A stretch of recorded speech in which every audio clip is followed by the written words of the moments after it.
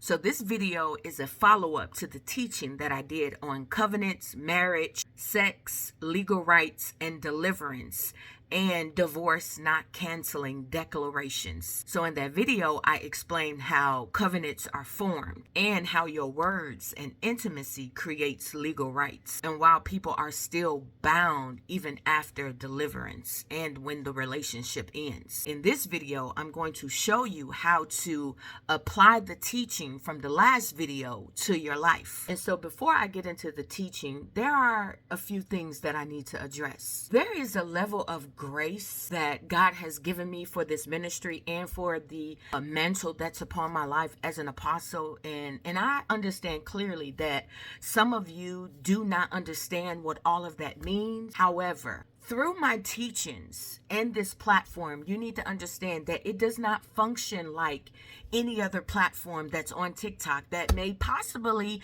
be talking about the same thing that I am. Here's the thing. Just as a pastor is supposed to watch over the flock, that's the same way that I do in reference to this platform that God has given me. So when I do a teaching and then when people try to come in the comments and teach over what I've already taught, I delete it for the simple fact I'm being watchful as to what is being put out there and that stays within these comments, because at the end of the day, all of you are not on the same level spiritually, and someone can read what someone else has written and deem that to be true. This is why I always tell you, whatever it is that I'm teaching, resource it back to Christ. You know, I'm not telling you, hey, my word is born. You need to stand on it and don't look for no other justification or edification, revelation. None of that. I'm telling you what I share with you.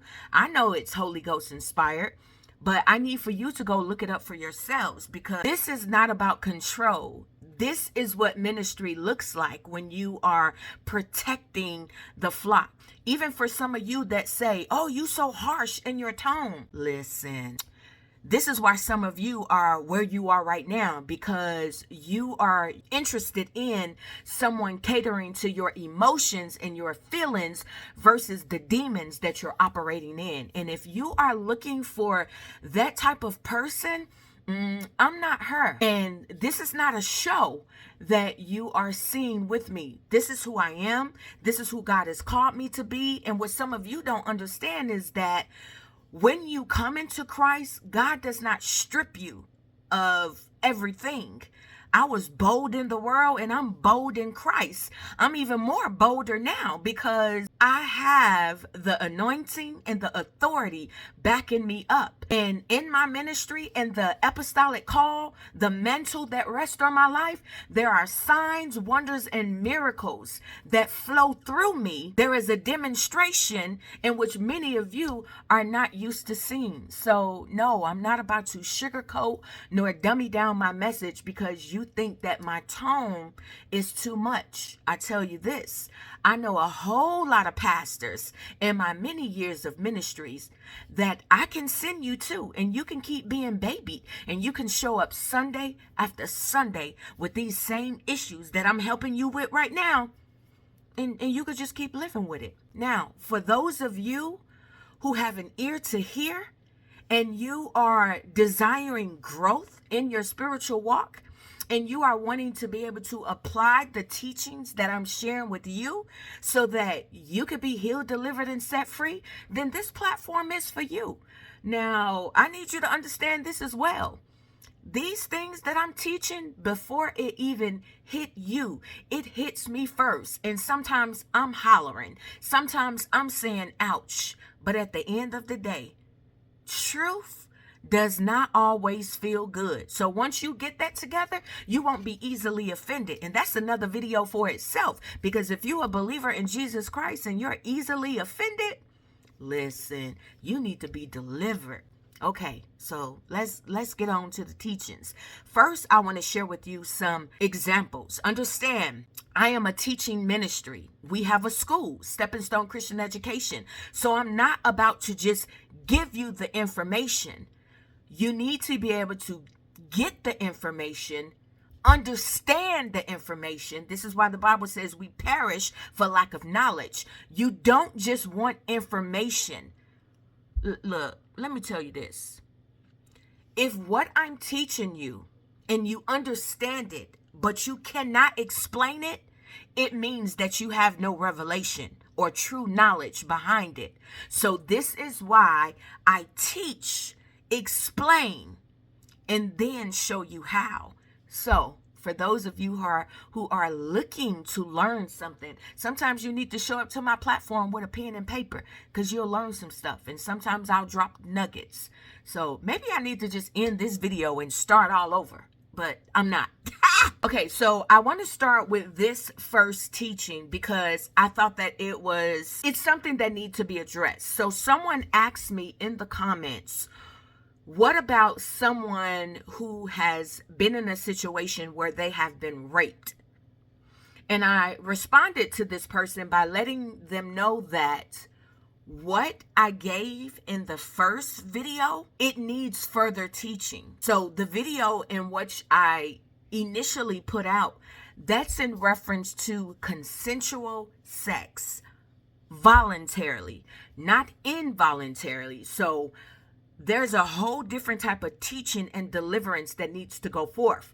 So if you are someone that has been raped, molested, taken advantage of, you can reach out to me via the comments on this post, letting me know, hey, can you do a teaching on that? Okay, so let me remind you of the foundational truths that I talked about in the last video. When I told you that forgiveness of your sins cleanses the identity, but it does not remove the legal rights that you gave access to. So when you repented of the act, God forgave you. Your identity was restored and your standing with Christ was made clean. That part is settled. But the agreements that you made consensually and voluntarily, those rights need to be revoked. Understanding that forgiveness removes guilt and renunciation removes permission. And so this is why many of you can go through deliverance over and over and still be bound.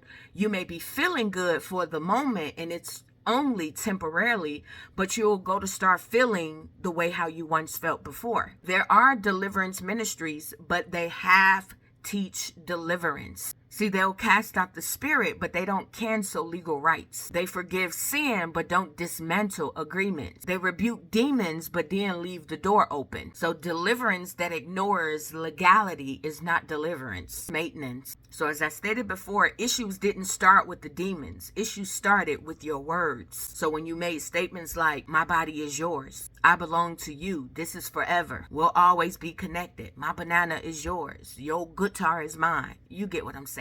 Those were not just emotions, those were agreements. You need to understand that agreements are forced in the spirit realm. I just want to make this clear that this video here is in reference to consensual and voluntarily sexual relationships. Rape, molestation, and sexual assault are not governed by this same dynamics because there was no consent, there was no agreement, and there was no authorization. This is why I say this teaching is not for people that fall into that category, because that situation involves trauma and violation, which that requires a separate teaching. So let's start with this one. If you've ever said, my body is yours, I belong to you. So what happened is that became ownership language and you created access. So now this is what you would need to say in order to cancel that. In the name of Jesus Christ, I renounce and cancel every declaration of ownership I've spoken over my body. I revoke permission that I gave knowingly and unknowingly. My body belongs to the Lord, and I reclaim authority over my spirit, soul, and body. Here's some scripture that you can stand on. 1 Corinthians chapter 6, verse 20. Proverbs chapter 18, verse 21. If you've ever said anything like this out of your mouth, this is forever. Nobody will ever love me like you.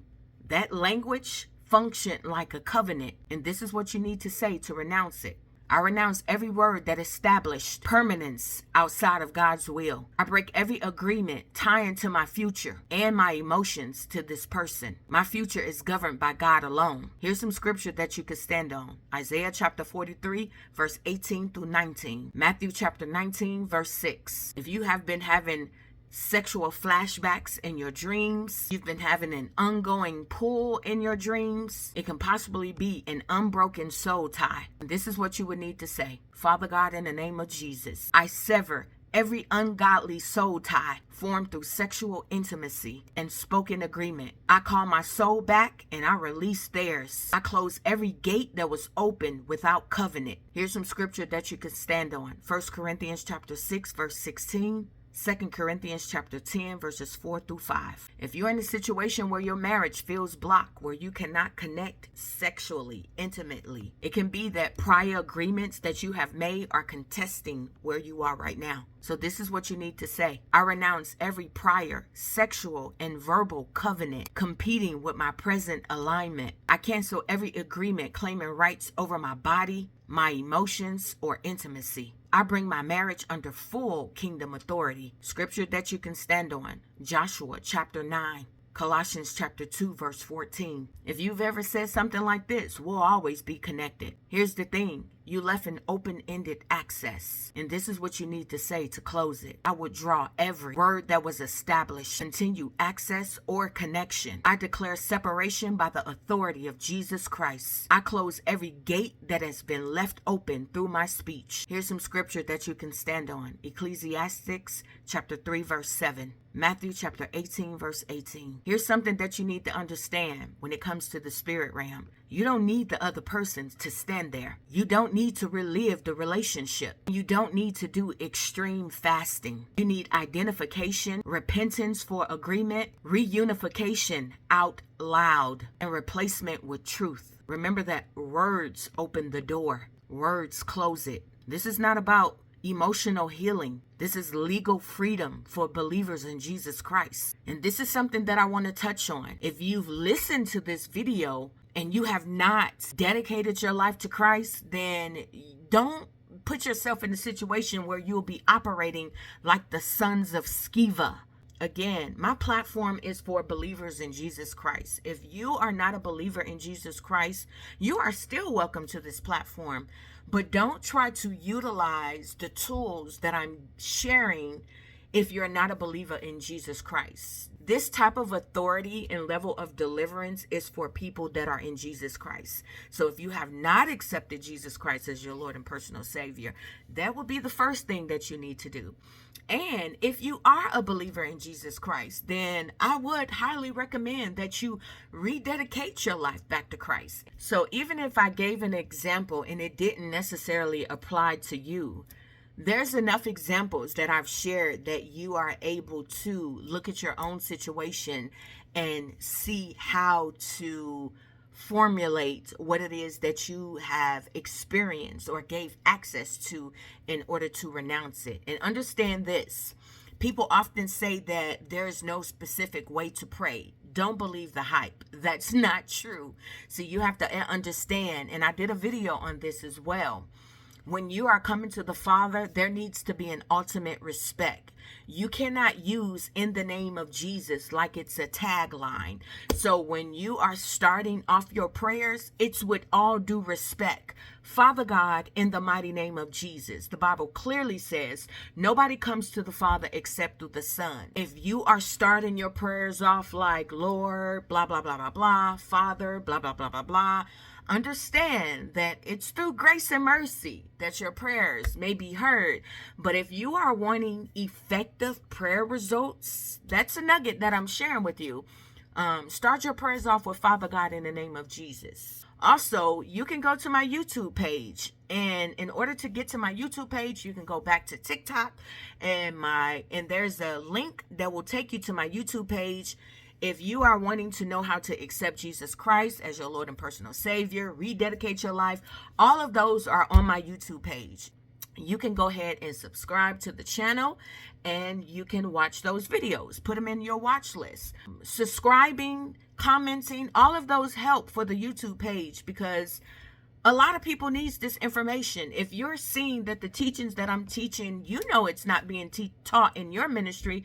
So by all means, I'm asking you to help support the ministry by subscribing to my YouTube channel. Yeah.